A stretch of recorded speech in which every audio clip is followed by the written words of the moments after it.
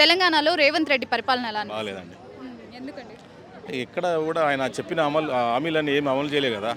ఏ హామీ free bus వచ్చేసి free బస్తో ఏం పని ఉందండి. ఫ్రీ బస్సు అంతా సోమరిపోతులు అవుతున్నారు, అంతా తిరుగుతున్నారు. ఫ్రీ బస్తో ఏం పని లేదు. ఎవరు అడిగారు ఫ్రీ బస్సు? అడగలేరు కదా. ఆయన చెప్పిన హామీలు ఏమైనా అమలైనాయా? ఏదైనా అమలైందా?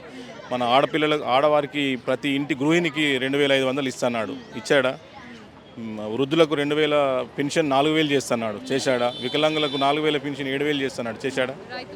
రైతు బంధు సరిగా రాలే. రైతులకు రుణమాఫీ సరిగా కాలే. నేనే రైతును, 2 లక్షల మీద ఉంది నాకు రుణము, నాకు రాలేదు రుణమాఫీ.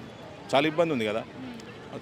రేవంత్ రెడ్డి పాలన బాగాలేదు. మరి కేసీఆర్ హయాంలో మీకు ఏమైనా? కేసీఆర్ హయాంలో అన్ని పథకాలు అందినాయి. ఆయన చెప్పిండు, అన్ని ఇచ్చిండు.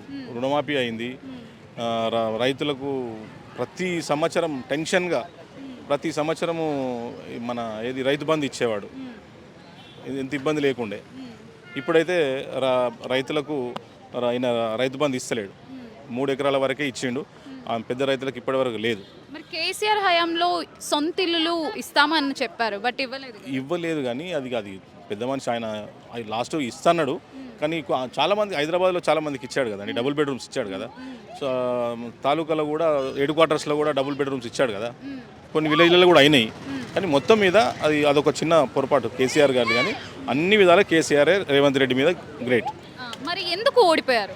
ఓడిపోయారంటే 10 సంవత్సరాలకోలే ఒకటే పరిపాలన చేస్తుంది కదా. వాళ్ళదేనా అని ఈయన 420 హామీలు, ఉచిత హామీలు చెప్పి పబ్లిక్ను బొరటి కొట్టించి గెలిచాడు. పబ్లిక్ని తప్పుదో బట్టి పట్టించి గెలిచాడు. ఏమైనా చేస్తుండా? ఏమైనా పని అవుతుందా? మీకు తెలిసి అవుతుందా ఏమైనా పని? ఏది లేదు. కాంట్రాక్టర్లు, నేను ఒక చిన్న కాంట్రాక్టర్ను. 2 సంవత్సరాల నుండి 2 సంవత్సరాల క్రితం వర్క్ చేశా. ₹1 లేదు. 50 లక్షలు రావాలి నాకే.